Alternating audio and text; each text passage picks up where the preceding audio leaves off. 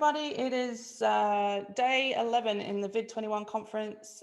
We are well and truly over the halfway mark now. If this is your first session into VID this year, welcome. If you are returning, welcome back. It is great to have you.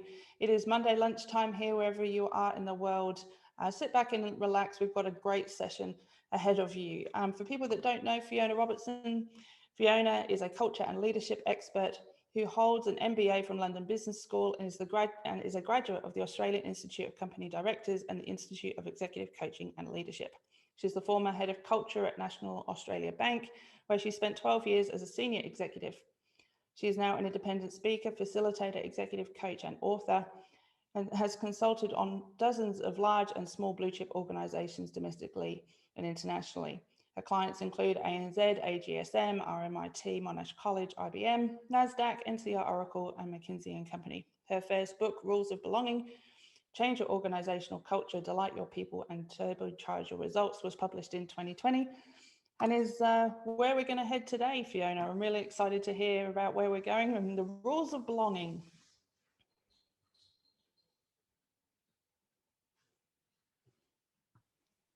There we go, I'm unmuted. Thank you so much, Julia. What a lovely introduction.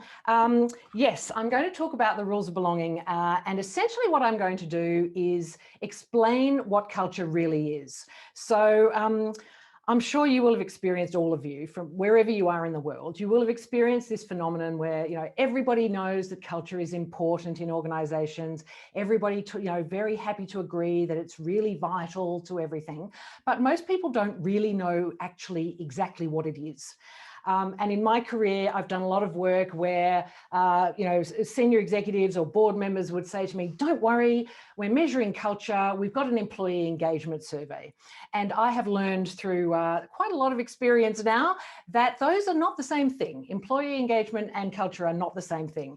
And so what I'm going to do today is essentially get to the essence of what culture really is and how it works in organizations. And for us to be able to execute whatever our strategy is, we have to, of course, make sure that we've got the culture to execute that. And everybody's been rethinking strategies recently for all the obvious reasons.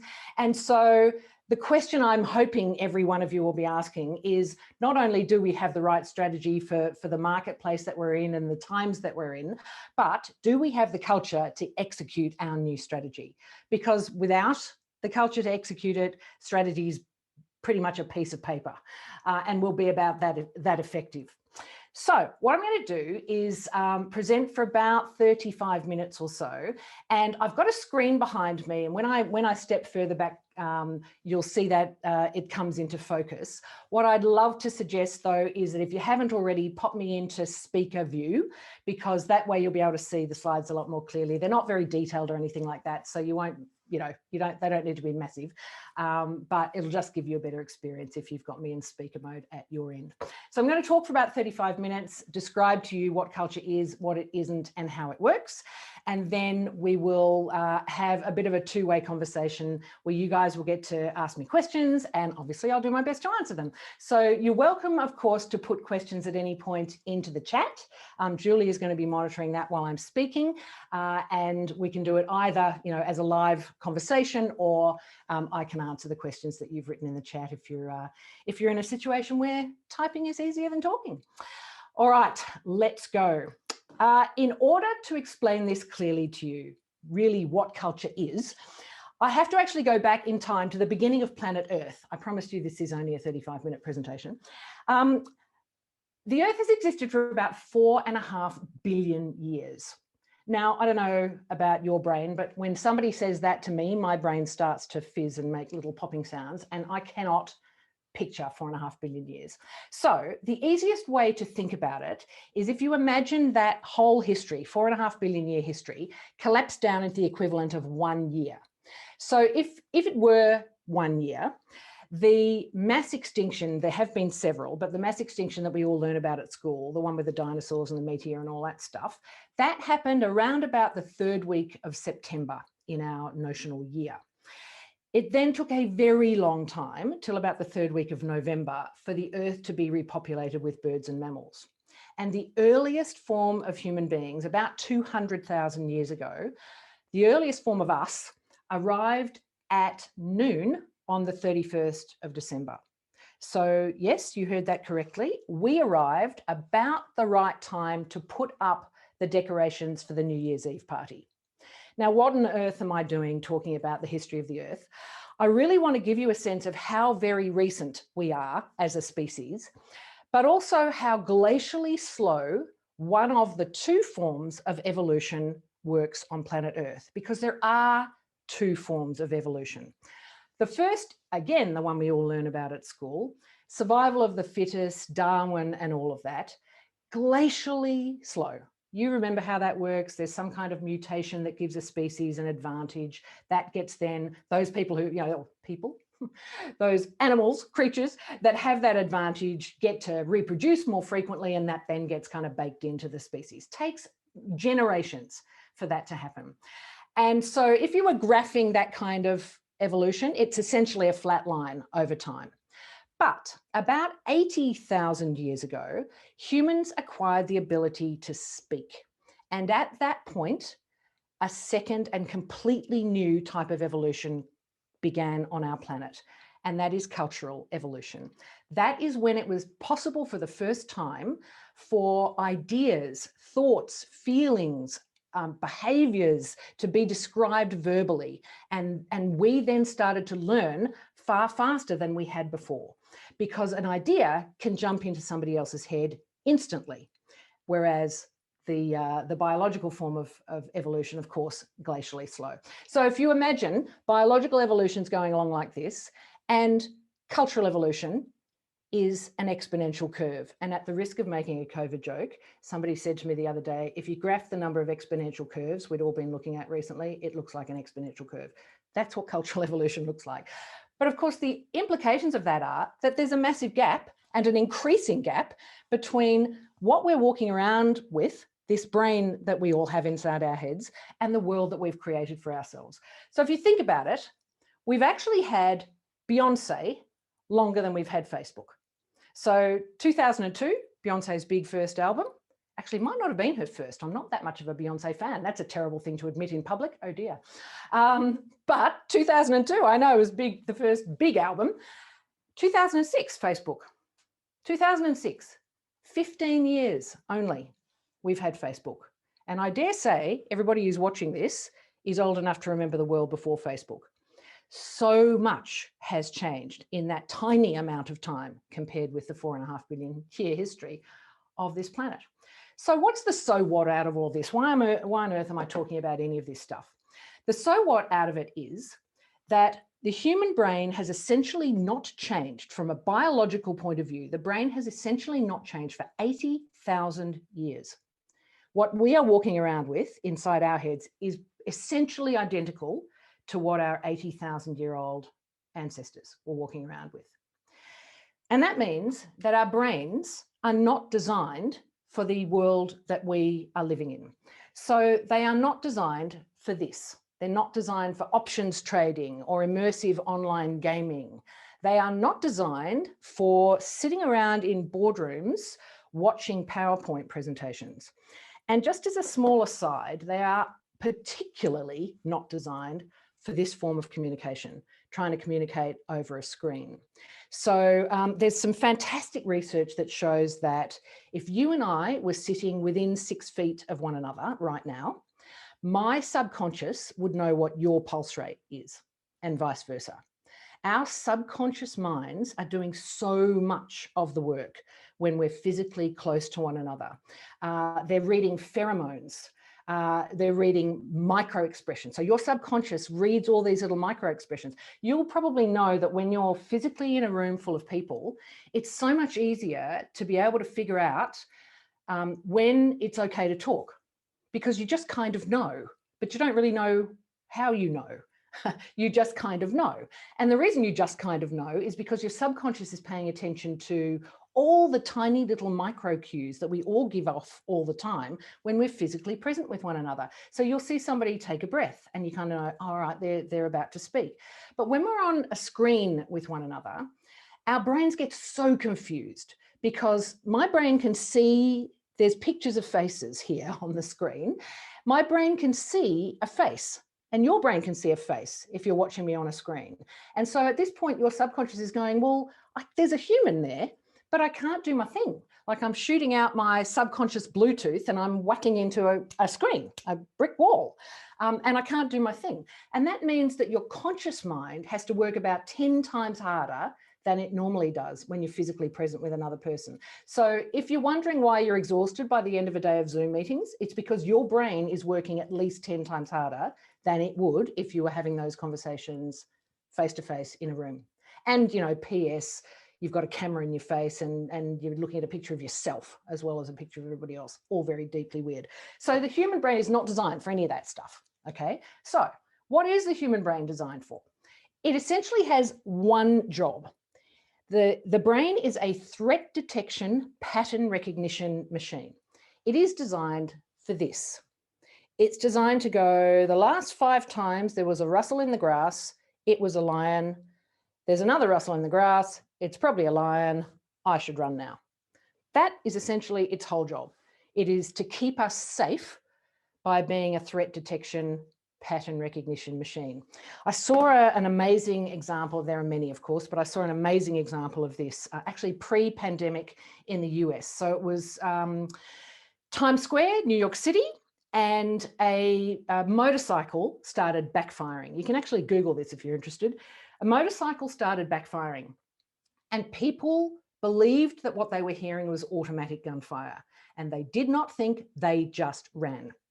And thousands just ran, and they ran into shops. They ran, they shut down a couple of Broadway shows because people poured in. That never happens, by the way. People poured in from the street. People were crushed up against glass doors. It was complete mayhem. And fascinatingly, I've told that story and numerous times now, doing this presentation in keynotes and executive offsites and so on. And I happened to be doing it one day, and there was a woman in my participants who had been there on that day, an Australian woman. And fascinatingly, she told me that she was with another group of Australians, and when they heard the backfiring, they thought it was backfiring. Of course, the Americans all thought it was automatic gunfire, because the brain is a pattern recognition machine, a threat detection pattern recognition machine. And interestingly, yeah, the Australians didn't think it was anything sinister, but all the Americans did. Can't imagine why. So that is what the brain does, threat detection pattern recognition machine. Okay, all of that's all very well and good, but what the heck has any of it got to do with organisational culture? Turns out a lot. So I'm going to ask you a rhetorical question now, because we'll have our two-way conversation a bit later. But I do want you to think about this question. What do we think about when we are about to join a new group of people? So in particular, I want you to think about that magical time between knowing you got the new job and showing up on day one. So you might have, a couple of weeks between when you've signed the contract and you're about to start your new job.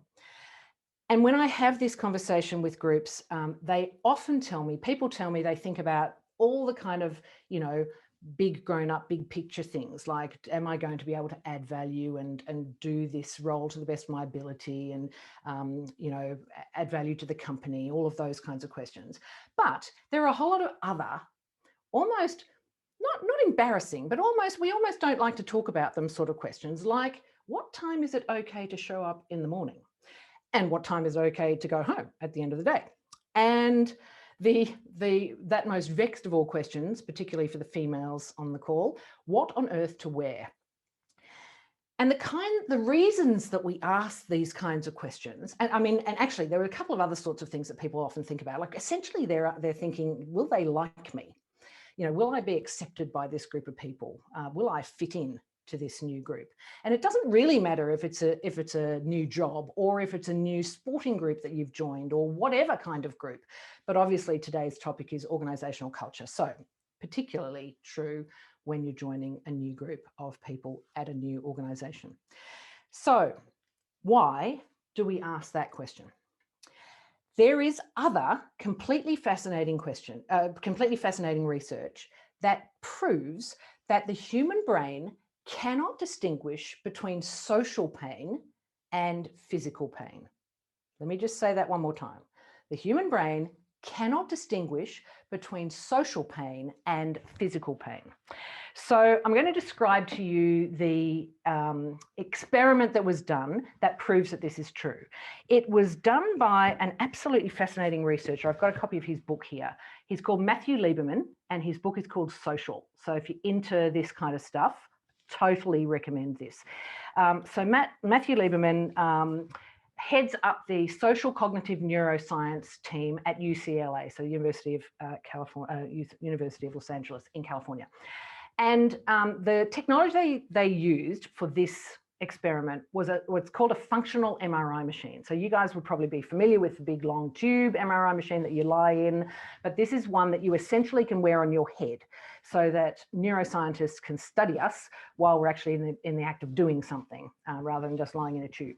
So that's the subject of the experiment was wearing one of these functional MRI machines.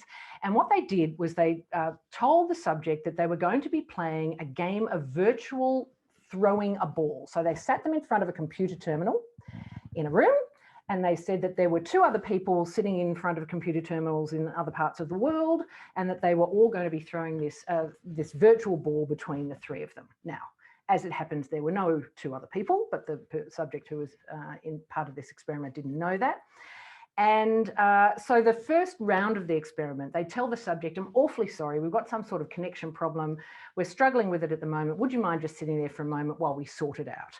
And of course, while the person is sitting there, they're watching the other two supposed people throw this ball just backwards and forwards between the two of them. So obviously what they're doing in round one is taking a baseline to see what's going on in the person's brain while they're watching these other two people throw the ball between them. Round two of the experiment, they say, okay, things are fixed now. You can join in. We can, you can all participate equally. And so for a while, this notional ball is sort of randomly being thrown between the three people. But after a few minutes, these other two people start to throw the ball backwards and forwards between them again. So the subject of the experiment is actually watching the identical thing that they watched the first time round. But of course, the first time round, they believed they couldn't participate. And the second time round, they believed that they were being deliberately excluded by other people. And sure enough, in round two, all the pain centers of their brain lit up like a Christmas tree. Exactly the same pain centers that light up when you thump your thumb with a hammer. Now, how can that be true, that the brain cannot distinguish social pain from physical pain? It just seems such an unlikely thing. And yet all the latest neuroscience is proving that this is true. It turns out that it's got to do with that history that I was talking about before. Because the human brain has not changed for 80,000 years, our brains still believe that we need to be a member of a group to survive, to the point where all of the latest neuroscience has proven to us that good old Maslow's hierarchy of needs, you would remember that triangular shaped model that says that the most basic need of human beings is food, water and shelter, which seems like, well, duh, of course, you've got to have food, water and shelter before you have anything else. Turns out that that's actually wrong. The most basic need of human beings is to be a member of a group, because 80,000 years ago, if you were not a member of a group, you could not get access to food, water, or shelter, and you would die. And even though that is not true today, our subconscious minds don't know that.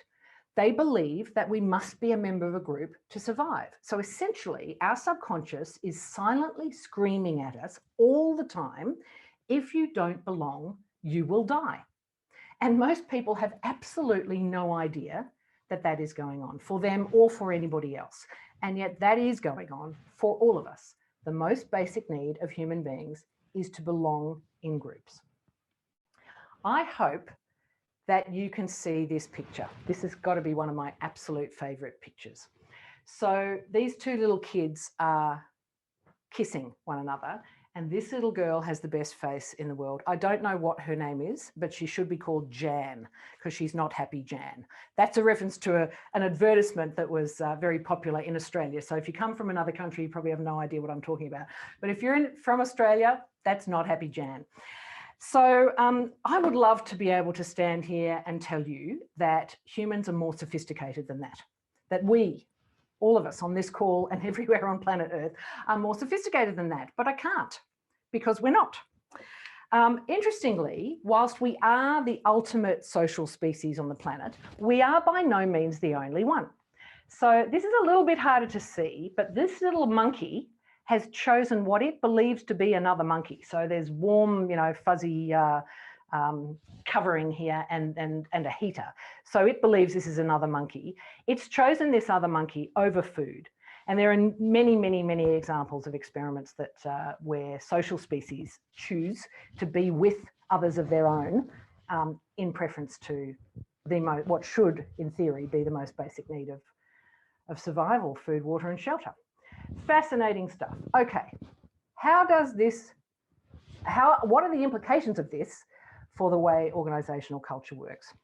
So I'm going to describe one more experiment to you.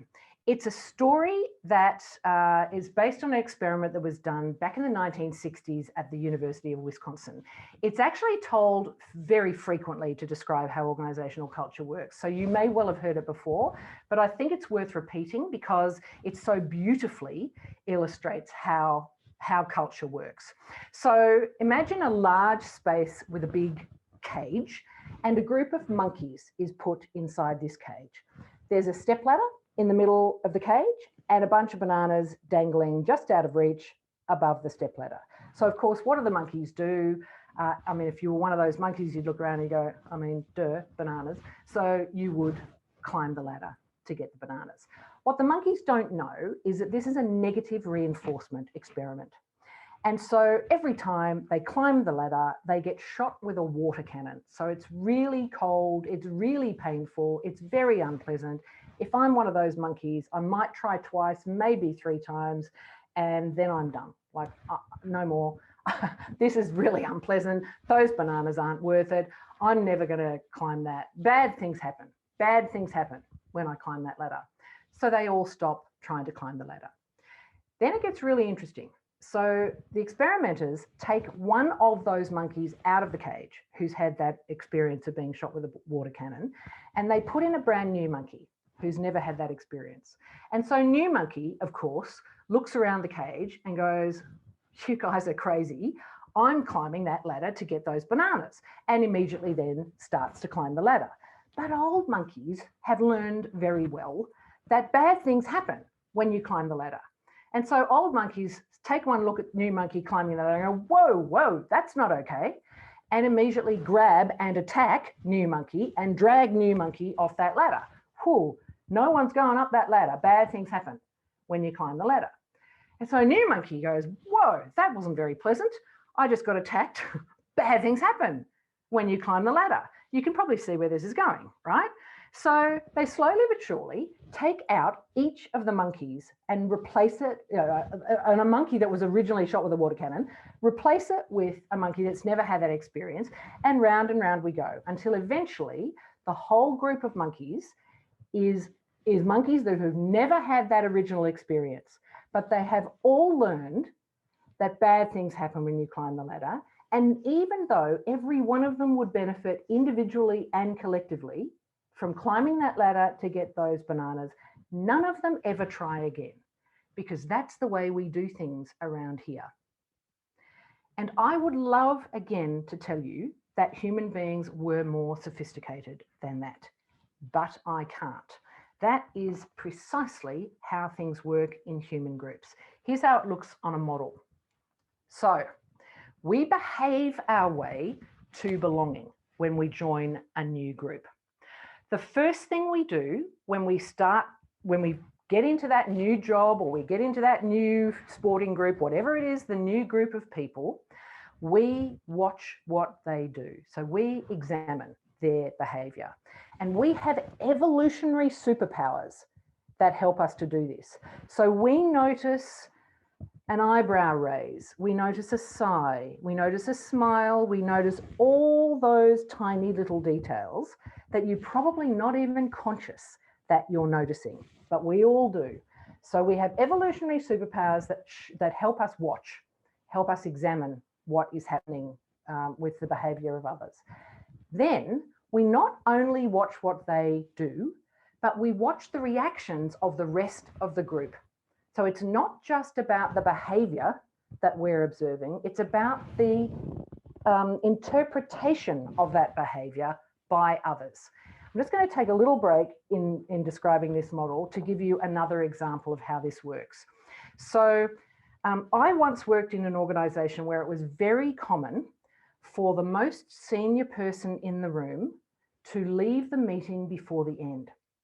And in this particular organisation, busy equaled important.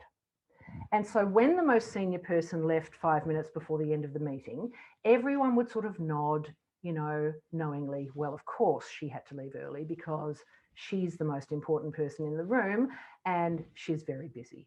So that behaviour, leaving the meeting before the end, everybody not only accepted it, but in fact, it earned her greater belonging in the group, greater status in the group, because we'd all go, oh yeah, you know, of course, she has to leave early. In fact, if the really senior people stayed till the end, everyone was kind of sitting there going, well, don't they have, you know, stuff to do? But interestingly, I've worked in other organisations where that identical behaviour, so senior person leaves the meeting early, would have been perceived by the group as incredibly unprofessional, disrespectful to the time of their colleagues. Clearly, this is a person who doesn't care about making accountabilities clear or agreeing next steps.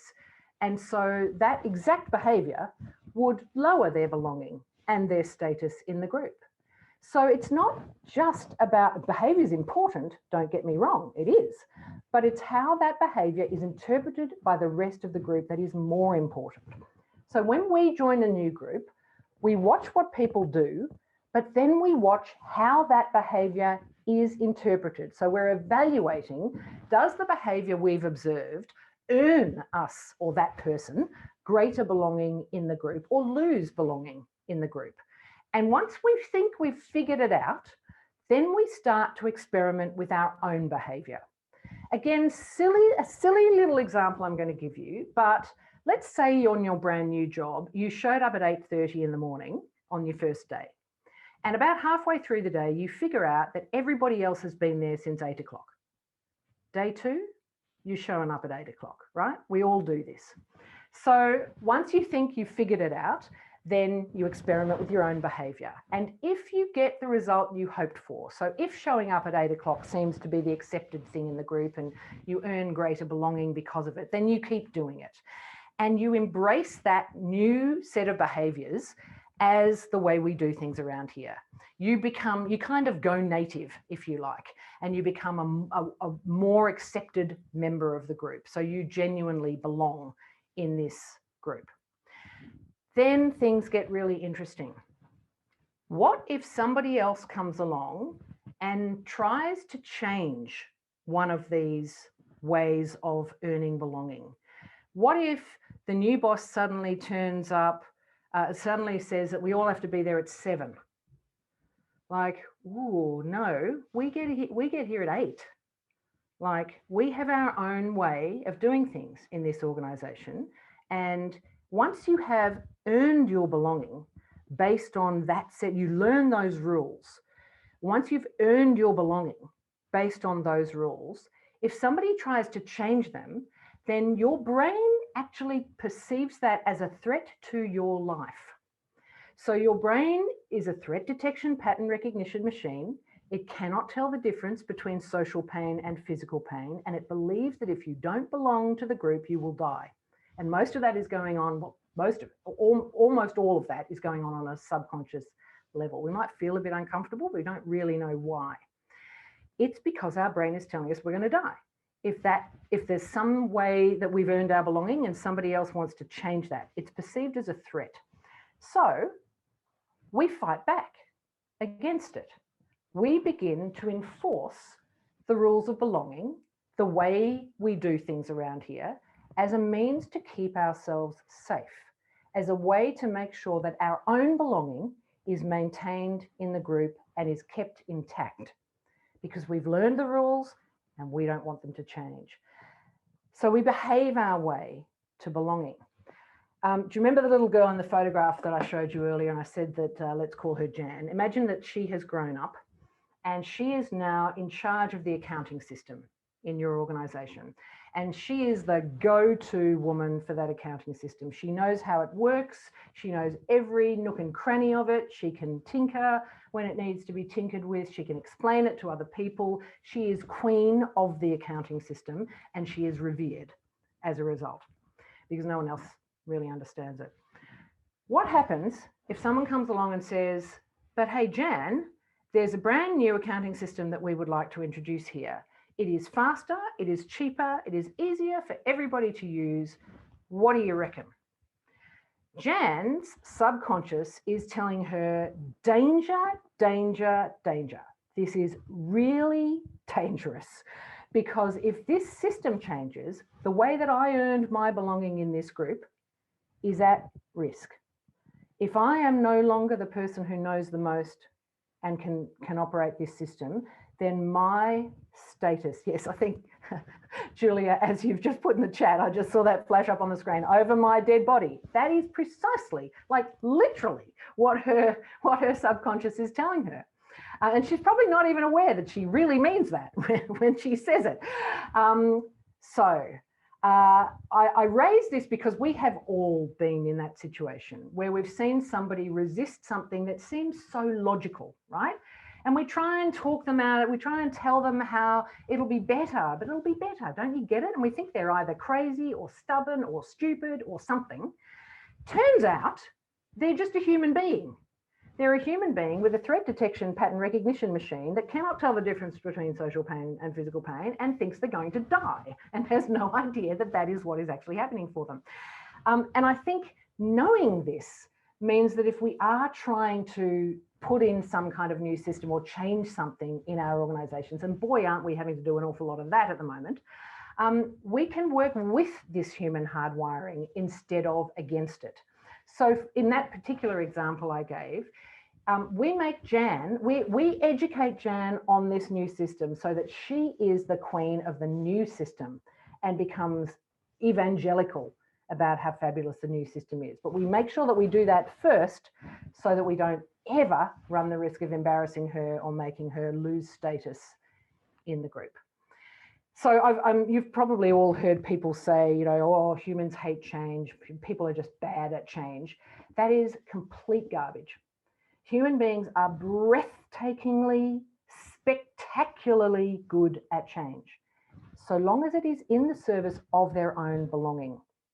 So you will know that if you've had a boss who loathed PowerPoint and would never make a decision with it, and then you got a new boss who loved PowerPoint and would never make a decision without it, how fast can you be an expert in PowerPoint? Like days, right? You figure it out. We watched it during the pandemic, of course, and obviously I know it's not over, but we all had to turn on a dime overnight. And that's because the rules of belonging of the group shifted. Did you notice, by the way, that suddenly meetings became half an hour? Like we didn't all sit around and go, I know, let's make meetings half an hour instead of an hour. It just happened, right? That was the way, that was the new way we do things around here. So, culture, this thing that we talk about that we don't really understand, culture is the rules of belonging in a group. That is what it is. They are identifiable, these rules, if you look for them, and you can change them. So the question I asked you at the beginning, do you have the culture to execute your strategy? Let's go further now that we've got some background. Do you know the behaviours that you need to see more of in order to accelerate the execution of that strategy?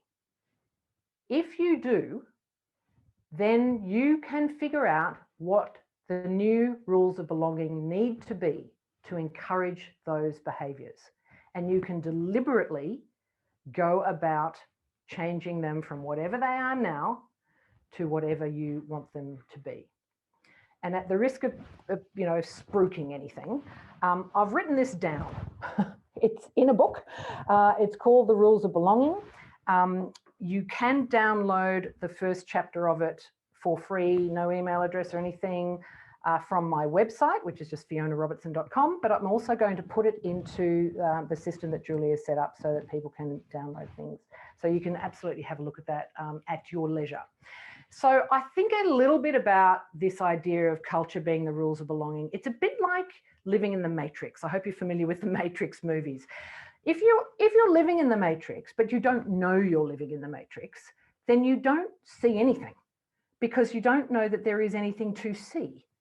You just go about your business thinking that, things happen and you don't really think about why. But as soon as somebody says to you, culture is the rules of belonging, that's what it is, then you immediately know. You can think about the groups that you're a part of, your organizational group, your team, if you're leading a team, and you can think to yourself, what are the rules of belonging in my team? What earns belonging in this group? What loses belonging in this group? Are the things that earn belonging the things that we want to see more of so that we can execute our strategy? And are the things that we want to see less of, are they the things that lose belonging in this place? If no, then we need to do something about it. The rules of belonging exist whether you manage them or not. They change whether you do this deliberately or not. I absolutely recommend, not surprisingly, that you notice them so that you can decide deliberately what you want them to be, and then you go about systematically shifting from wherever you are now to wherever you need to be to ensure that you can execute your strategy more successfully. That's enough, I think, one way from me. I would absolutely love to hear, the kinds of things I'd love to hear from you are, firstly, does this ring true? Does it seem to fit with your lived experience? And then how is it relevant to your world, your work, the team that you are in, the team that you run? And of course, if you have any other questions or comments, I'd be delighted to answer them. So